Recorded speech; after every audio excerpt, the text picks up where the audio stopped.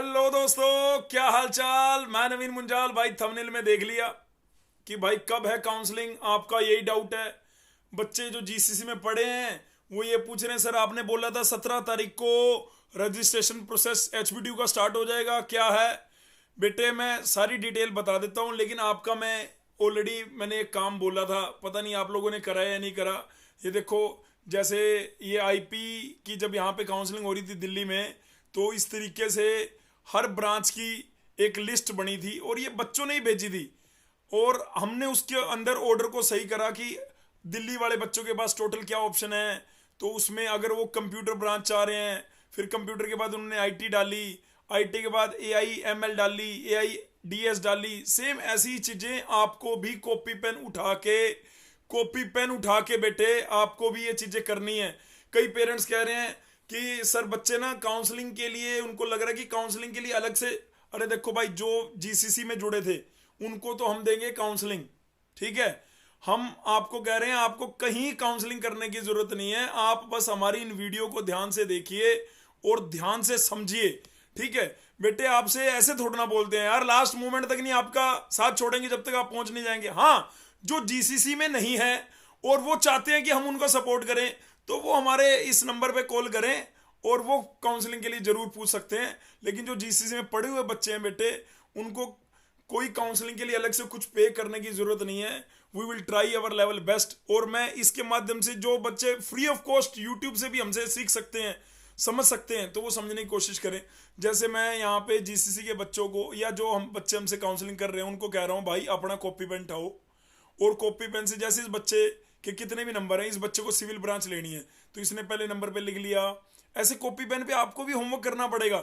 दूसरे नंबर पे लिख लिया, तीसरे नंबर पे लिख लिया, चौथे नंबर पे कॉलेज लिख लिया, आगे पांचवें नंबर पे इसने जो लिखा है वो छोड़ो, वो आपका नहीं है। मतलब मैं आपको सिंपली ये कहना चाह रहा हूं कि आपको भी इसी तरीके से, वैसे जीसीसी के बच्चों को भी मैं ढोल पीट पीट के कह रहा हूं कि क्या तुमने अपना होमवर्क कर लिया, तो वो अभी अपने सोच रहे हैं क्या करना है ना। अभी ये देख सर डेट कब आएगी, अरे डेट आ जाएगी यार। चलो मैं सबसे पहले आपको अपडेट कर देता हूं। पहले तो भाई सभी पेरेंट्स को भी और सभी बच्चों को भी, आपका कितना भी स्कोर है, आपके कितने भी नंबर हैं, सर मेरे इस नंबर के हिसाब से मुझे ये मिलेगा कि नहीं मिलेगा, मेरे ये नंबर के हिसाब से मुझे ये मिलेगा नहीं मिलेगा, सर मुझे बहुत टेंशन हो रही है, सर मुझे नींद नहीं आ रही, सर मुझे ये हो रहा है, मुझे एंजाइटी हो रही है, ये। और अरे यार, जो होना था हो गया। आपने पेपर लिख दिया, रिजल्ट आ गया है। अब जो रिजल्ट हमारे पास आया है उसके बेसिस पे हम मैक्सिमम क्या कर सकते हैं, हमें वो ध्यान में रखना है बेटे। हमें अभी अपने एक्शन पे ध्यान देना चाहिए। सर उस रिजर्व कैटेगरी के बच्चों की ज्यादा रैंकिंग जा रही है, जनरल की तो कोई पूछ ही नहीं रहा। अरे यार, अब आपके हाथ में कुछ है, आपके हाथ में क्या, ईमानदारी से काउंसलिंग करना। आपका अगर स्कोर 400 है, 350 है, 300 है, तो ईडब्ल्यूएस कैटेगरी है, ओबीसी, एससी, एसटी, कोई भी यार, जनरल वाले बच्चे अलग हैं, रिजर्व कैटेगरी वाले बच्चे अलग हैं। रिजर्व कैटेगरी वाले बच्चे अगर वो रिजर्व हैं तो उनको जो बेनिफिट सरकार देती है वो मिलेगा। ये सिर्फ आपके एकेडमिक सेशन में नहीं हुआ, ये चलता आया, पीछे से चलता है। ये ठीक है गलत है वो बाद में चर्चा होगी, उसको देखते हुए आप अपनी काउंसलिंग की गलती मत कर लेना। मैं आज आपको एक वीडियो में बताना चाहता हूं, हमारा ही एक विद्यार्थी था बेटे, वो अगर वीडियो देखेगा, वैसे तो वो यार नौकरी लग चुका है, बीटेक कर चुका है। एक 2014 में हमारा विद्यार्थी था, 2014 में, 2014 में हमारा एक विद्यार्थी था, उसकी यूपीडीयू में रैंक आई 9। कितनी रैंक आई? 9 रैंक आई। अब उसको 9 रैंक में उसे लगा उसे तो आईटी लखनऊ मिल जाएगा, है ना। उसने आईटी लखनऊ फिल करा, कंप्यूटर ब्रांच, और एक और स्ट्रीम फिल कर दी इलेक्ट्रिकल, बस 2 फिल करके उसने चॉइस को कर दिया लोक। और बेटे इतना ओवर कॉन्फिडेंस हो गया था बेटे, 6 सीटें होती हैं उसमें जनरल कैंडिडेट की, आपको पता है 1 या 2 होती हैं बेटे, उसको 9 रैंक में वो मिला नहीं पहली काउंसलिंग।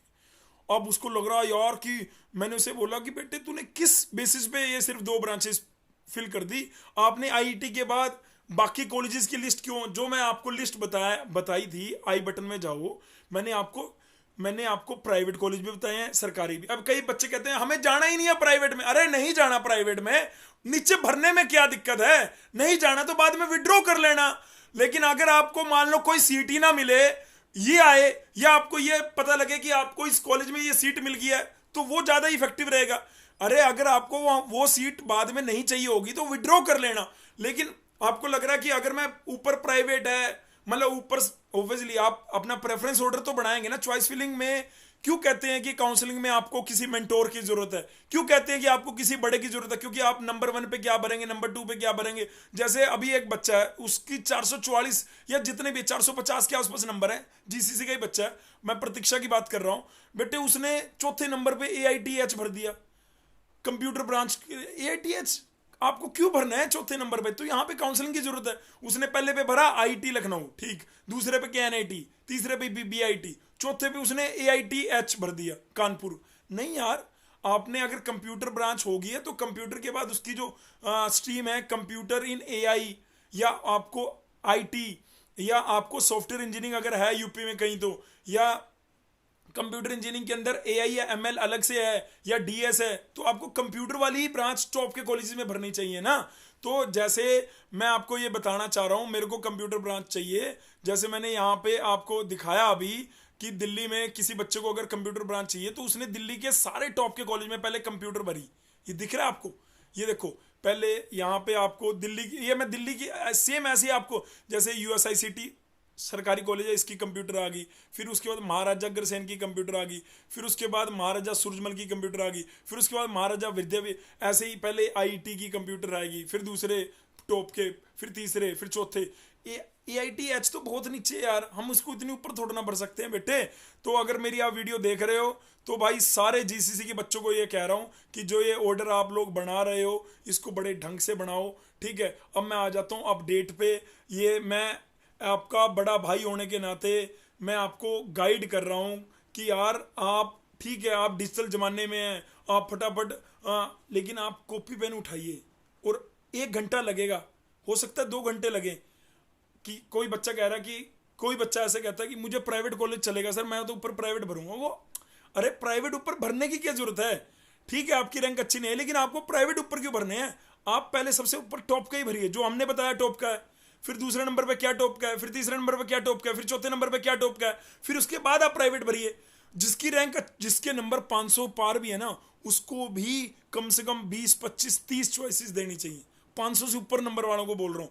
650 में से अगर मान लो दुर्ग विजय तिवारी भी है ना, तो अगर वो हमारी वीडियो देख रहा है तो उसको भी नंबर ऑफ कॉलेजेस ज्यादा भरने चाहिए, ठीक है यार। मैं आपका भला चाहता हूं। कई बच्चे सोच रहे हैं अरे सर हमें नीचे वाला मिले, अरे ऊपर से चेक करेगा, तुम इंजीनियर हो, तुम्हें अगर तुम्हारी रैंक अच्छी होगी तो तुम्हारे नंबर 1 वाला मिल जाएगा, नंबर 2 वाला, नंबर 3 वाला। चलो मान लो तुम्हें नंबर 3 वाला मिल गया, तुम्हें चाहिए नंबर 1 वाला, तो उसके लिए एक कॉलेज छोड़ना भरोगे, है ना। अगर आपको नंबर 3 वाला मिला है तो आप फ्लोट करेंगे, आप जो फीस है वो पे करेंगे, उसके बाद आप फ्लोट करेंगे। सर फ्लोट से कहीं जो सीट मिली है वो ना चली जाए, नहीं यार वो तो रहेगी, अपग्रेडेशन होता है उसमें। फ्लोट में जो सीट आपके पास है वो तो मिलेगी। अगर आपको पहली या दूसरे नंबर वाली मिलेगी तो तीसरे वाली छूटेगी। अगर तीसरे वाली, मान लो अगर आपको फिर दोबारा पहले दूसरी नहीं मिल रही तो तीसरे वाली छूटने वाली नहीं है भाई, तीसरे वाली एज टीज रहने वाली है। समझ आ रही है बात समझ में आ रही है। तो मैं अब अपडेट पे आ जाता हूँ। मुझे लगता है कि मुझे अपडेट दे देना चाहिए। आप सबसे पहले तो HBTU की साइट खोलते हैं, फिर वहाँ पे आप एडमिशन में जाते हैं, ये hbtu.admission.nic.in, यहाँ पे आपको ये एडमिशन का ये मिल रहा है। यहाँ पे जो पब्लिक नोटिस है उसमें जो लेटेस्ट नोटिस है वो ये है। आज जैसे 17 तारीख थी, उन्होंने एक नोटिस गाइडलाइन डाल दी थी यहाँ पे HBTU ने, जिसमें इन्होंने क्लियर कट बताया कि हम अपना प्रोसेस जो है वो कब से स्टार्ट कर रहे हैं जी, 21 जुलाई से। कब से स्टार्ट कर रहे हैं ये देखो, ये 17 जुलाई का अपडेट, 17 जुलाई को इन्होंने दोबारा यहाँ पे लिख दिया अपडेटेड 17 जुलाई गाइडलाइन, क्योंकि हो सकता है इनको रिजल्ट ही अभी CUET, क्योंकि जो आप रिजल्ट डालोगे है ना, हो सकता है नहीं पक्का है भाई, ठीक है, जो आप रिजल्ट डालोगे तो इनके पास CUET वाला वो सारा रिजल्ट होना भी तो चाहिए। यूपी के जितने भी बच्चे हैं जिन्होंने पेपर लिखा है ना, तो वो रिजल्ट इनके पास आएगा। अगर नहीं आता तो 21 तारीख को फिर दोबारा ये ऑर्डर दे देंगे।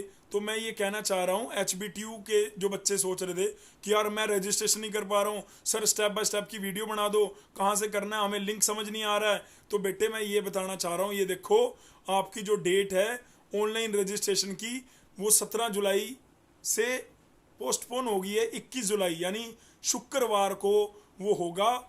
21 जुलाई से 31 जुलाई तक, हालांकि जो लास्ट डेट है वो इन्होंने नहीं बढ़ाई है, वो उतनी ही है, क्योंकि बाकी सारी चीज़ें एज चीज़ हैं, बस ये जो डेट है वो चेंज हुई है। और यहाँ पे ऊपर लिख दिया अपडेटेड 17 जुलाई। क्या HBTU वाले बच्चों को क्लियर हो चुका है जी? ये थी HBTU वाले बच्चों की बात। उससे पहले मैंने डिप्लोमा वाले बच्चों को बोला कि आपकी रैंक कितनी भी आई है, आप अपना होमवर्क करिए, आप अपनी PDF बनाइए। अगर आप GCC के विद्यार्थी हैं तो हमसे क्रॉस चेक करिए, अगर आप GCC के विद्यार्थी नहीं हैं तो हमारा जो नंबर है उस पर कॉल करिए, वो मैडम बताएंगे आपको क्या करना है क्या नहीं करना है, ठीक है। तो उसके बाद यहाँ पे आते हैं MMUT का। MMUT का अभी कोई नोटिस नहीं आया है, जैसे नोटिस आएगा मैं अपने इस टेलीग्राम चैनल पे अपडेट दूंगा। ये बिल्कुल फ्री ऑफ कॉस्ट है, इसमें जो भी ज्ञान देना है, मैं ऑडियो भी आते हैं मेरे, आप उन ऑडियो को भी सुनना। मैंने ऑडियो में ही कल रात को ही बोल दिया था कि आप अपना होमवर्क करो, लेकिन बहुत सारे कम बच्चों ने भेजा मेरे को, है ना। तो उसके बाद मैं आता हूँ AKTU पे। AKTU का नोटिस आने चालू हो गए हैं। जब मैंने वेबसाइट दिखाई थी तो उसमें टेंटेटिव शेड्यूल नहीं आया था, लेकिन ये रात को आया था तो मैंने रात को डाल दिया था tentative schedule for BTech first year वाले बच्चों के लिए, यानी 12th के बाद जो बीटेक करेंगे AKTU के माध्यम से, उनको भी यहीं से काउंसलिंग प्रोसेस से होके निकलना है। तो उनका प्रोसेस स्टार्ट कब से होना है, वो फर्स्ट ईयर वालों का वो 24 से। ऐसे ही सेम नोटिस यहाँ पर आपके लिए भी आएगा, schedule for BTech second year, है ना, वहाँ पे लिखा होगा लेटरल एंट्री, ऐसे करके शेड्यूल आएगा। वो शेड्यूल का अपन वेट कर रहे हैं, अभी वो शेड्यूल AKTU का भी नहीं आया। तो HBTU का क्लियर हो गया, आपको MMUT की बात क्लियर होगी, आपको AKT की। बेटे आपका रिजल्ट कुछ भी आया है, अगर आप रिजर्व कैटेगरी के बच्चे हैं तो मेरी तरफ से दोनों थम्स अप हैं, आप काउंसलिंग के लिए जाइए। कई बच्चे सोच रहे हैं कि सर HBTU में प्रेफरेंस ऑर्डर क्या भरना, अरे HBTU तो एक ही कॉलेज है, आपकी जो ब्रांच डिप्लोमा में है आप वही तो डिग्री में लेना चाहेंगे। अगर आप चेंज करना चाह रहे हैं तो आप कौन सी ब्रांच चेंज कर रहे हैं, तो आप उसको प्रायोरिटी नंबर 1 दीजिए। सेकंड नंबर पे आप जो ब्रांच आपकी डिप्लोमा की थी आप वही रखिए। थर्ड नंबर पे आपको अगर वो कॉलेज ही चाहिए तो थर्ड नंबर पे तीसरी, चौथी, पांचवी, ऐसे करके वो ब्रांचेस डालेंगे। ऐसे ही आप MMUT में डालेंगे। लेकिन जिन बच्चों ने चेंज करनी है या तो वो डालते हैं, और जिस ब्रांच से वो डिप्लोमा कर रहे हैं सेकंड नंबर पे वो डालते हैं। बस ऐसे ही MMUT में होना है, ऐसे ही HBTU में होना है। तो उसमें तो प्रेफरेंस ऑर्डर तैयार करने की जरूरत नहीं। तो प्रेफरेंस ऑर्डर किस में तैयार करने की जरूरत है, वो हमें तैयार करने की जरूरत है AKTU में, यानी UPTU में। आपको इसी तरीके का आपको कॉलेज की एक लिस्ट बनानी है। मैंने एक्सेल में बनाई है, आप भी एक्सेल में बना सकते हैं। एक्सेल में बनाओ सारे उस कॉलेज में टोटल आपको कौन कौन सी ब्रांच में आप कॉलेज, सर हमें कैसे पता लगेगा कौन सी कॉलेज की ब्रांच में, वो तो चॉइसेस जब जहाँ पे ओपन होगी तभी पता लगेगा, वो एक बात है। लेकिन आपको वेबसाइट भी तो एक्सप्लोर करनी आनी चाहिए। यहाँ पे गए, यहाँ पे मैंने लिख दिया IIT लखनऊ लिख दिया। जैसे एक बच्चे ने अभी मैंने जिनको बोला सिविल के लिए, तो उसने REC में सिविल लिख दी, जबकि REC में सिविल होती ही नहीं है ना। उसने REC सोनभद्रा में लिख रखा है सिविल ब्रांच, लेकिन REC सोनभद्रा में सिविल ब्रांच है ही नहीं है ना। REC में ये कौन कौन सी ब्रांच है यहाँ पर, आप यहाँ पे जाके यहाँ पे इनका जो यहाँ पे वो भी तो बना है ना, ईयर एडमिशन 2022, हर जगह दिया हुआ है, हर जगह इन्होंने दिया हुआ है, ऐसी बात नहीं। ये देखो जैसे यहाँ पे क्लियर कट लिखा हुआ है, तो यहाँ पे कितनी ब्रांचेज हैं आपको दिख गया होगा ऊपर। यहाँ पे 3 ही ब्रांचेज हैं, एक है कंप्यूटर साइंस, दूसरी है इलेक्ट्रिकल और तीसरी है इलेक्ट्रॉनिक्स। और यहाँ पे आपको कट ऑफ भी दिख रही है, यहाँ पे आपको लास्ट टाइम की कट ऑफ भी दिख रही है, लेटरल एंट्री की कट ऑफ भी दिख रही है। ये 2022 की बात कर रहा हूँ, ये 2022 में आपको यहाँ पे 6 सीटें दिख रही हैं। 6 सीटें किसमें, कंप्यूटर ब्रांच में, सोनभद्रा में। सोनभद्रा में मेरा मित्र है भाई, फास्ट फ्रेंड है मेरा, ठीक है। अभी वो अभी वहाँ पे 29 और 30 जुलाई को एक वो है IEEE की कॉन्फ्रेंस भी करा रहे हैं वो भाई साहब हमारे, ठीक है, हमारे ही भाई साहब हैं, डॉक्टर साहब बन चुके हैं अब तो वो, ठीक है, डॉक्टर साहब, ठीक है। उसके बाद इलेक्ट्रिकल है, इलेक्ट्रॉनिक्स है, ठीक है। तो मतलब मैं ये कह रहा हूँ, मतलब उस बच्चे ने सिविल लिख दिया यहाँ पे, जैसे इस बच्चे ने यहाँ पे REC में सिविल लिख दिया, तो सिविल तो ही नहीं है REC में, है ना। REC सोनभद्रा में सिविल ब्रांच कहाँ है, लेकिन बच्चे ने लिख रखा है सोनभद्रा में सिविल ब्रांच, ठीक है। इवन किसी भी REC में नहीं है सिविल ब्रांच, तो एक बार देखना पड़ेगा, आप चेक करना। तो मतलब मैं ये इसलिए दिखा रहा हूँ कि आपको भी, जैसे इस बच्चे की कितनी भी रैंक है, लेकिन इसने प्राइवेट कॉलेज भी ऐड करे हैं जो हमने नंबर वाइज बताए थे, तो ये अच्छी बात है। लेकिन अब इस बच्चे ने हमें भेजा तो हमने इसका, अगर ये GCC का बच्चा तो हमने इसे बता दिया कि बेटे ये करना है, ये नहीं करना। है ना। तो आपको भी इसी तरीके से अपना होमवर्क करना है। अगर आप ईमानदारी से अपना होमवर्क करेंगे तो कोई मिस्टेक होगी नहीं, और आपके कम स्कोर में भी एक अच्छा ऑप्शन आपको मिलने की पॉसिबिलिटी है। अभी आप अपने रिजल्ट को लेके रिग्रेट करें, मेरा रिजल्ट ऐसा है वैसा है, और अपने एक्शन पे मतलब आपका अभी टाइम क्या होना, अभी आपका काम है एक कॉपी लेनी है, पेन लेना है, उसमें नंबर वाइज आपको पहले कॉलेज में मेरे को कौन सी ब्रांच चाहिए, मैं इस ब्रांच में क्यों जाना चाह रहा हूँ, है ना। मेरे कहने से मत जाओ, किसी अपने माता पिता के कहने से मत जाओ, आप अपने इंटरेस्ट के हिसाब से जा रहे हो। अगर आप देख रहे हो कि भाई कंप्यूटर में तो बहुत बढ़िया पैकेज है, अरे कंप्यूटर में बहुत बढ़िया पैकेज है, तो क्या आप कोडिंग में इंटरेस्ट रखते हो, या आपने पिछले 1 साल में कोडिंग को कुछ जाना है, पहचाना है, तो जाओ। अदरवाइज आप डिप्लोमा, अदरवाइज मेरी तरफ से तो मैं यही कहूंगा, जो आपकी डिप्लोमा की शाखा है आप उसी शाखा में जाके अपनी स्किल को डेवलप करो और वहां पे जाके बढ़िया परफॉर्म करो। डेफिनेटली आपको, अब एक बच्चा मान लो सिविल ब्रांच का है, ठीक है, वो जाना चाहता है कोडिंग में, ब्रांच ले ले ईसीई या ब्रांच ले ले इलेक्ट्रिकल, और सोचे कि मैं सिविल ब्रांच का बच्चा इलेक्ट्रिकल या इलेक्ट्रॉनिक्स में जाके सोचे कि मैं कोडिंग में तूफान, मतलब मैं भूचाल मचा दूंगा, तो ऐसा नहीं है बेटे। तो इसका मतलब आप 3 जगह से फंस रहे हो। एक तो आपका डिप्लोमा जो 3 साल आपको एक किसी चीज का ज्ञान हुआ था वो सिविल का था, अब आपने स्ट्रीम, अगर आपने कोडिंग ही करनी है तो वाई नॉट कंप्यूटर। आपको जरूरी थोड़ा ना टॉप कॉलेज में, आप उससे नीचे में जाके भी कंप्यूटर ब्रांच ले सकते हैं। कंप्यूटर नहीं मिली तो भाई आईटी ले लो, आईटी और कंप्यूटर में कोई फर्क नहीं है ना। अगर आईटी कंप्यूटर में नहीं बन रही है बात, तो AI, ML, DS, big data, इतनी सारी ब्रांच है जिनमें जाके आप प्रॉपर कोडिंग कर सकते हैं। आप इलेक्ट्रॉनिक्स ब्रांच लेंगे, इलेक्ट्रॉनिक्स पढ़ने में सारी एनर्जी लग जाएगी, क्यों, आपका डिप्लोमा सिविल में था, इलेक्ट्रॉनिक्स पढ़ने में पूरी एनर्जी लग गई, और बाद में आपको पता लग रहा है कि जी आपको तो कोडिंग ही करनी है। अरे कोडिंग करनी है तो कोडिंग वाली ब्रांच ले लो यार, कॉलेज से थोड़ा सा को नीचे आ जाएगा कॉलेज, कोई बात नहीं, ठीक है। क्या मेरी बात समझ में आ रही है दोस्तों? आपको एकेटीयू में अपना ऐसे प्रेफरेंस ऑर्डर प्रॉपर बनाना पड़ेगा। और ये जिस बच्चे ने मेरे को गलत भेजा था, भाई प्लीज बेटे और बेटी, आप मेरे को इसको दोबारा रेक्टिफाई करके भेजो। आपका बड़ा भाई, आपका मेंटोर, आपका टीचर, आपका गुरु वेट कर रहा है, ठीक है। जीसीसी के सारे बच्चों को मैं यही, इसी के साथ ही बस यही बोलूंगा भाई। और आप अपने जूनियर को जरूर बता दो, ये जैसे मैं आईईटी का खोल रहा था, आईईटी में भी आपको सारी शाखा पता लग सकती हैं, ठीक है, कौन कौन सी शाखा है, क्या है, कितनी शाखा है। जाओगे, वेबसाइट खोलनी है यार, गूगल का जमाना है आजकल, वेबसाइट खोलो, आपको हर चीज़ का पता लग रहा होगा। यहाँ पे फीस स्ट्रक्चर मिनट में आ जाता है, देखो 2023-24 ऊपर फीस स्ट्रक्चर आ गया। फीस स्ट्रक्चर में यहाँ पे सारी अपना ब्रांचेज लिखी आ गई, ऊपर ही तो लिख रखी है कि आईटी में केमिकल भी है, आईटी में सिविल है, कंप्यूटर है, इलेक्ट्रिकल है, मैकेनिकल है, इलेक्ट्रॉनिक्स एंड कम्युनिकेशन है। उसकी फीस सेकेंड ईयर वालों की, उनकी फीस ये है, ठीक है। और अगर कंप्यूटर सीएससी है और आर्टिफिशियल जो अंडर सेल्फ फाइनेंस में है, तो उसकी फीस ये है, करीबन 15,000 रुपये फालतू है, ठीक है। सेल्फ फाइनेंस में 15,000 रुपये फालतू फीस है, ठीक है। और जो ब्रांचेस बची हुई हैं, जैसे ये आईटी, और इसको मैं थोड़ा सा ऊपर करता हूँ, यहाँ से आपको पता लग रहा होगा, ये ऊपर दिख रहा है आपको, जैसे आईटी है, इंस्ट्रूमेंटेशन है, इलेक्ट्रॉनिक्स एंड इंस्ट्रूमेंटेशन ईआई है ना। उसमें जो अंडर सेल्फ फाइनेंस में आते हैं, तो उसकी फीस 10,000 रुपये डिफरेंस है। एआई और सीएससी के अंदर 15,000 रुपये डिफरेंस है, और आईटी और ईआई के अंदर 10,000 रुपये का डिफरेंस है। नॉर्मल फीस है, नॉर्मल फीस कितनी है सर?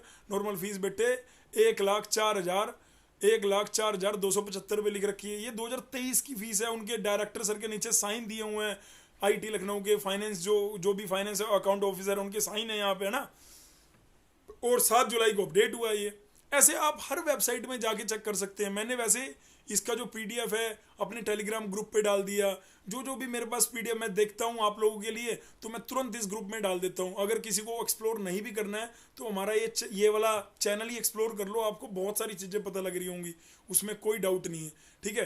तो इसी के साथ मैं अपनी वाणी पे लगाता हूँ विराम। अगर हमारी ये वीडियो आपको ठीक लगी हो तो शेयर करना अपने दोस्तों से, ठीक है। और अपने जूनियर्स को अगर आप चाहते हो कि वो भी इसी तरीके से गाइड होते रहें, ठीक है, तो सीयूईटी के लिए एक बच्चा कह रहा था, एक बच्चे ने बार बार लिख रहा था, सर सीयूईटी की फीस कितनी है, सीयूईटी की फीस कितनी है। वैसे तो बेटे यहाँ पे जगह जगह लिख रखी है, ठीक है। यहाँ पे ये रिकॉर्डेड बैच भी है, लाइव भी है, लाइव प्लस रिकॉर्डेड की थोड़ी सी ज़्यादा है, और रिकॉर्डेड बैच की करीबन 6,999 है, ठीक है, ओनली रिकॉर्डेड बैच की।